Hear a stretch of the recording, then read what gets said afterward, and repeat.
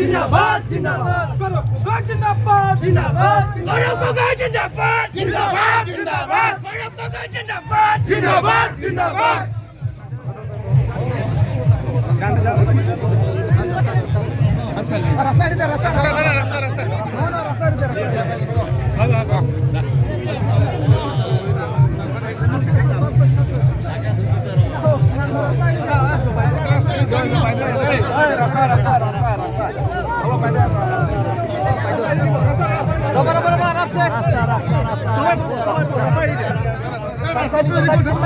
बादल की तरफ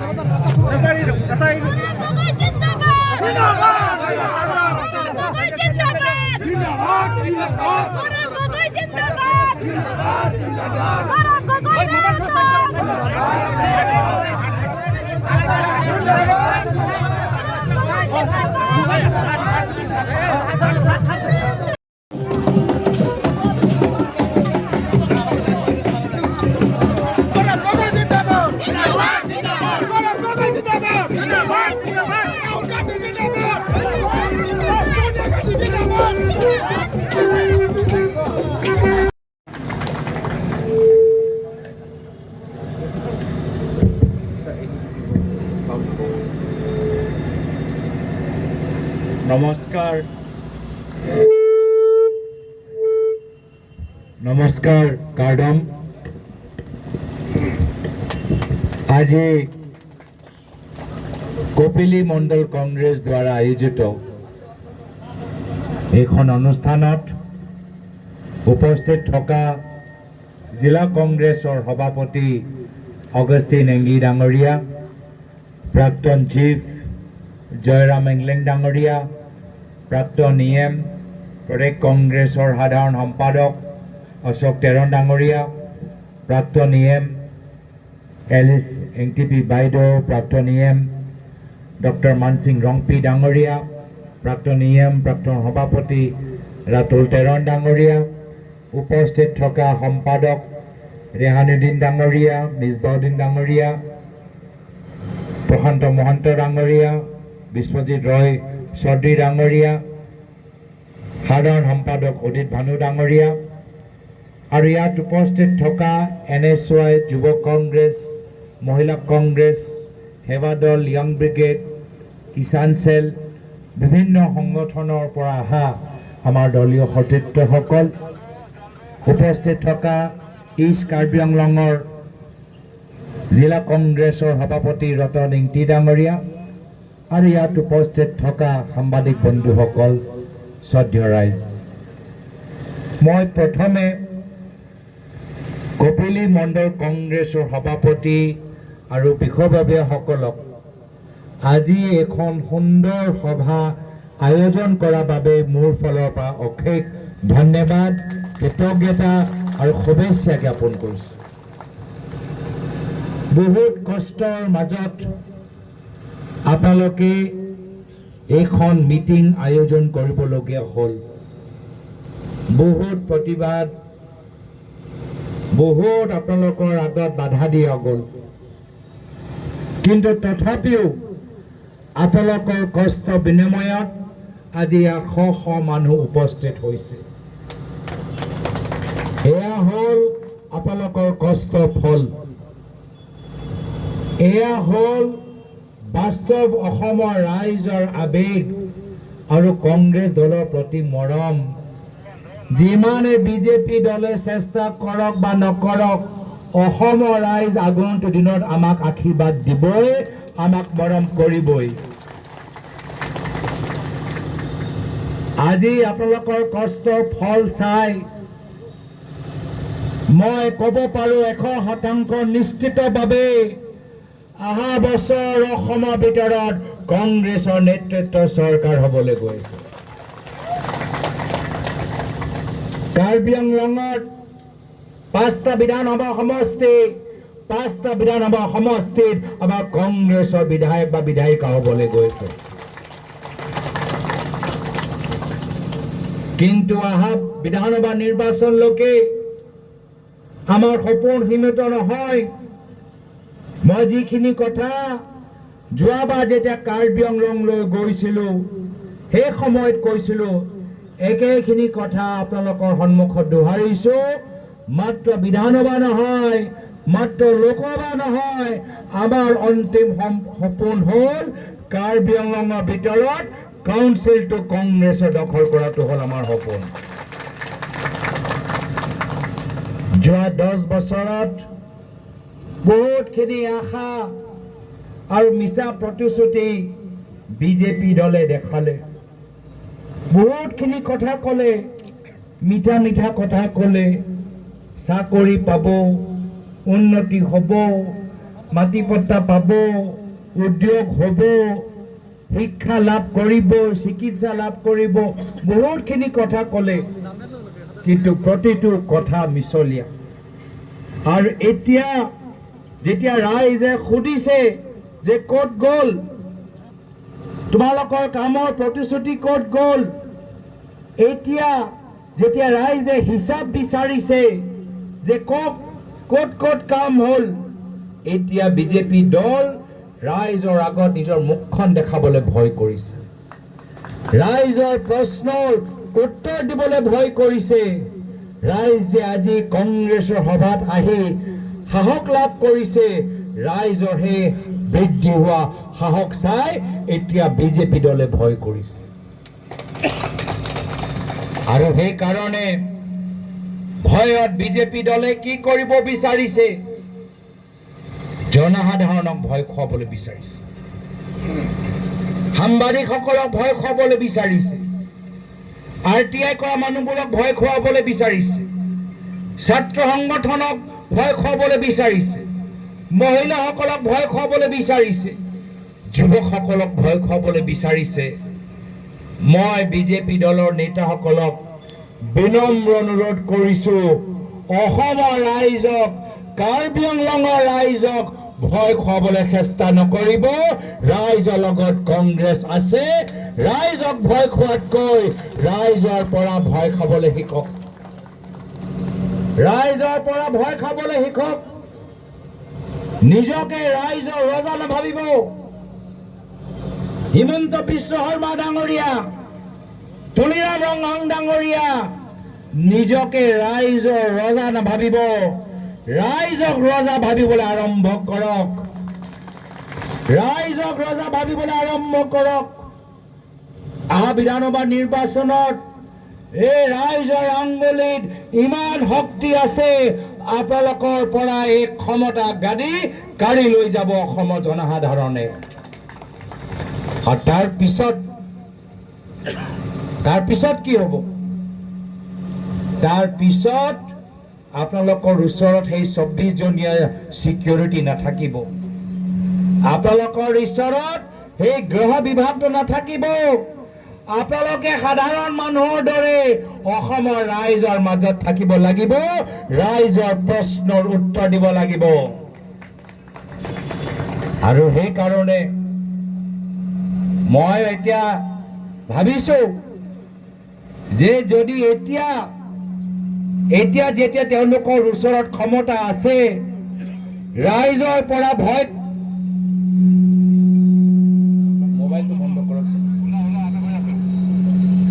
এতিয়া যেতিয়া তেওঁলোকৰ ওচৰত ক্ষমতা আছে, এতিয়াৰ পৰা যদি ৰাইজক ভয় কৰিছে, যিদিনা ক্ষমতা হাতৰ পৰা গুচি যাব কিমান তেওঁলোকে ভয় কৰিব, মই তাৰ অনুমান এতিয়া পাইছোঁ। আৰু সেইকাৰণে মই যোৱাকালি ক'লো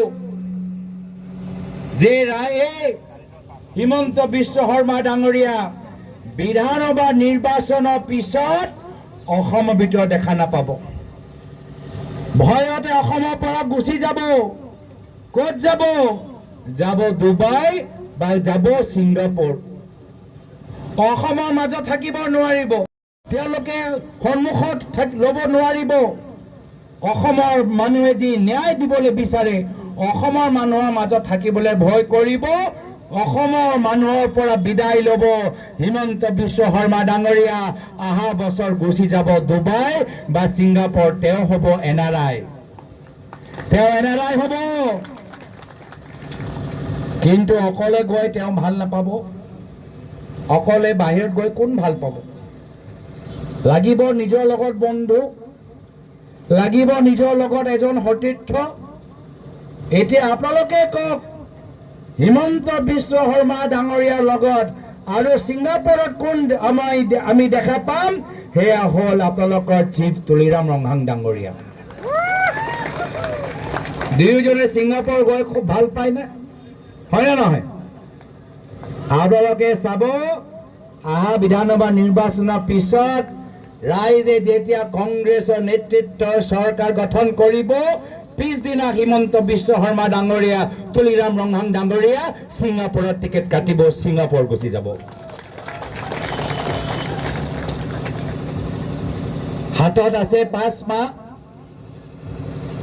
কাম কৰিব লাগে থলুৱা উদ্যোগক সহায় কৰিব লাগে এইখিনি কাম কৰা নাই উল্টা কাম কৰিছে 5 মাহ আছে কিমান আমি বাহিৰৰ উদ্যোগক ডাঙৰ ডাঙৰ ধনী মানুহক আমি ঠিকা দিব পাৰোঁ সেয়া লৈ তেওঁলোকে ব্যস্ত আজি তাৰিখত থলুৱা আমাৰ বাঁহ খেতি কৰা মানুহবোৰ আজি বাঁহ তেওঁলোকে বিক্ৰী কৰিব পৰা নাই এই 5 মাহৰ ভিতৰত থলুৱা খেতিয়কসকলক সহায় কৰিব লাগে বাঁহৰ এটা ভাল উদ্যোগ লগাব লাগে বাঁহৰ উদ্যোগ লগোৱাতকৈ হাজাৰ হাজাৰ বিঘা মাটি দি দিলে আদানীক হাজাৰ হাজাৰ বিঘা মাটি দি দিলে পতঞ্জলিক কিন্তু আমাৰ থলুৱা বাঁহ খেতি কৰা মানুহক নিজৰ খেতি কৰা বাঁহটো আজি বিক্ৰী কৰিবলৈ দিয়া নাই এয়া হৈছে তেওঁলোকৰ কাম দিব লাগে মাটি পট্টা আপোনালোকক কিন্তু 5 মাহ আছে ক'ত নিজৰ পৰিবাৰৰ নামত মাটি কিনিব পাৰে ক'ত আদানীক মাটি বিক্ৰী কৰিব পাৰে ক'ত আম্বানীক মাটি বিক্ৰী কৰিব পাৰে মাটি লৈ আজি তেওঁলোকৰ বেহা এটা চলাই আছে বিজনেছ কৰি আছে যাৰ ফলত বাস্তৱ সমস্যাবোৰ সমাধান হোৱা নাই ল'ৰা ছোৱালীবোৰ এটা ভাল স্কুলৰ ভিতৰত পঢ়িবলৈ সুযোগ পোৱা নাই গাঁৱৰ ভিতৰত জল জীৱন আঁচনিৰ কামবোৰ আজি ভালদৰে হোৱা নাই VCDC যোগেদি যিমান কাম হ'ব লাগে হোৱা নাই আৰু এই কাউন্সিলৰ ভিতৰত কাউন্সিলৰ ওচৰত যিমান শক্তি থাকিব লাগে সেই গোটেই শক্তি আজি হিমন্ত বিশ্ব শৰ্মা ডাঙৰীয়া দিছপুৰলৈ গুচি আজি ৰিমোট কণ্ট্ৰল যোগেদি কাউন্সিল চলাই আছে সেইকাৰণে মোক মনত পৰে মোৰ প্ৰয়াত পিতৃ অসমৰ প্ৰাক্তন মুখ্যমন্ত্ৰী তৰুণ গগৈদেৱলৈ তেওঁ অসমৰ বিভিন্ন জনগোষ্ঠী জনজাতি মানুহক সন্মান কৰিছিল ৰাজনৈতিকভাৱে ক্ষমতা দিছিল এয়া হ'ল আমাৰ কংগ্ৰেছ এয়া হ'ল আমাৰ কংগ্ৰেছৰ আদৰ্শ অসমৰ বিভিন্ন জনগোষ্ঠী জনজাতি যদি ৰাজনৈতিক ক্ষমতা পাইছে যেতিয়া যেতিয়া কংগ্ৰেছৰ চৰকাৰ আছে তেতিয়াই তেওঁলোকে পাইছে যেহেতু কংগ্ৰেছ দলে বিভিন্ন জনগোষ্ঠী জনজাতিক সন্মান কৰে ৰাজনৈতিকভাৱে ক্ষমতা দিবলৈ বিচাৰে সেয়া 6 স্কেডিউলে হওক অট'নমাছ কাউন্সিলে হওক বা ডেভেলপমেণ্ট কাউন্সিলে হওক এইখিনি বিশ্বাস মোৰ প্ৰয়াত পিতৃ আছিল সেইকাৰণে কেতিয়াও কোকৰাঝাৰ হওক বা ডিফিউ হওক বা হাফলং হওক কেতিয়াও জনজাতি আমাৰ কাউন্সিলত দখল দিয়া নাছিলে ফ্ৰী হেণ্ড এৰি দিছিল ক্ষমতা এৰি দিছিল কিন্তু আজিৰ তাৰিখত সেই হাফলং হওক সেয়া কোকৰাঝাৰ হওক সেয়া ডিফু হওক সেয়া আমৰি হওক হিমন্ত বিশ্ব শৰ্মা ডাঙৰীয়া আজি নিজৰ মোবাইল ফোন বা নিজৰ ৰিমোট কণ্ট্ৰল যোগেদি চলাবলৈ বিচাৰে কিয় আপোনালোকৰ উন্নয়নৰ স্বাৰ্থত নহয় ক'ত ক'ত তেওঁলোকে আপোনালোকৰ মাটি ডাঙৰ ডাঙৰ মানুহক বিক্ৰী কৰিব পাৰে সেই সম্পৰ্কতে সেইকাৰণে যদি নিজৰ মাটি সুৰক্ষিত লাগে যদি নিজৰ জনজাতিৰ ক্ষমতা সুৰক্ষিত লাগে যদি লাগে আমাৰ স্বাভিমান সুৰক্ষিত হৈ থাকক যদি আমাক লাগে আমাৰ লোকতান্ত্ৰিক অধিকাৰ সুৰক্ষিত হৈ থাকক, যদি আপোনালোকে বিচাৰে যে আমি শান্তিত থাকিবলৈ বিচাৰোঁ, যদি আপোনালোকে বিচাৰে আমাৰ কণ্ঠ মুকলি হওক, যদি আপোনালোকে বিচাৰে এই ভয়ৰ ৰাজনীতি শেষ হওক, তেতিয়া আপোনালোকৰ সন্মুখত এটাহে বিকল্প, পৰৱৰ্তী দিনত কংগ্ৰেছ দলটো জয়যুক্ত কৰক, কংগ্ৰেছৰ নেতৃত্বৰ চৰকাৰ গঠন কৰক। সেইকাৰণে আমি সংগঠনৰ ওপৰত জোৰ দিছোঁ, BLA আৰু বুথ কমিটিৰ ওপৰত জোৰ দিছোঁ। আৰু মই দেখি ভাল পাইছোঁ যে যেতিয়াই আমাৰ বিভিন্ন জিলাৰ কামৰ তুলনা হয়, কাৰ্বি আংলং জিলাৰ কামবোৰ আটাইতকৈ উন্নতম জিলাৰ ভিতৰত আজি আমি দেখা পাইছোঁ, হওক বা ৱেষ্ট কাৰ্বি আংলং হওক। তাৰমানে কি তাৰমানে আমাৰ কংগ্ৰেছ দলে ভয় কৰা নাই, আমাৰ কংগ্ৰেছ কৰ্মীখিনি ভয় কৰা নাই, না হিমন্ত বিশ্ব শৰ্মা ডাঙৰীয়াৰ পৰা ভয় কৰিছে, না তুলিৰাম ৰংহাং ডাঙৰীয়াৰ পৰা ভয় কৰিছে। আমাৰ কংগ্ৰেছ দল, আমাৰ কংগ্ৰেছৰ কৰ্মীখিনি বাঘৰ দৰে ওলাই গৈছে কংগ্ৰেছৰ পতাকা লৈ। আৰু এই কংগ্ৰেছৰ বাঘক চাই আমাৰ অসমৰ ৰাইজে এতিয়া সাহস লাভ কৰিছে, আৰু সাহস লাভ কৰিছে কিছুমান বিজেপি দলৰ ভিতৰত থকা মানুহবোৰে। তেওঁলোকেও কৈছে যে আমি ৰাজনীতি কৰিবলৈ আহিছোঁ, আমি ৰাইজৰ সেৱা কৰিবলৈ ৰাজনীতিত ভৰি দিছিলোঁ। হয়, আমি বিজেপি দলৰ আদৰ্শ কিছু ভাল পাইছোঁ, বাজপেয়ী ডাঙৰীয়া আদৰ্শ আমি ভাল পাইছোঁ, কিন্তু আজি এই বিজেপি দল, এই বিজেপি দল যোগেদি আমি ৰাইজক সেৱা কৰিব পৰা নাই। আজি এই বিজেপি দল হৈ থকা নাই, এই বিজেপি দল হিমন্ত বিশ্ব শৰ্মা ডাঙৰীয়া প্ৰাইভেট লিমিটেড ফাৰ্ম হৈ পৰিছে। এই বিজেপি দল কাৰ্বি আংলঙৰ ভিতৰত Tuliram Ronghang private limited company হৈ পৰিছে। আৰু এই বিজেপি দলৰ কৰ্মীখিনি এতিয়া দলৰ কৰ্মী হৈ থকা নাই, হিমন্ত বিশ্ব শৰ্মা ডাঙৰীয়া তুলিৰাম ৰংহাং ডাঙৰীয়াৰ প্ৰাইভেট লিমিটেড কোম্পানী এতিয়া তেওঁলোকে মাত্ৰ এজন বিষয়া হৈ পৰিছে। ৰাইজক সেৱা কৰিবলৈ সুযোগ পোৱা নাই, এতিয়া তুলিৰাম ৰংহাং ডাঙৰীয়া পিছে পিছে দৌৰিবলৈ হৈছে, হিমন্ত বিশ্ব শৰ্মা ডাঙৰীয়া পিছে পিছে দৌৰিবলৈ হৈছে, সন্মানটোৱে নাই।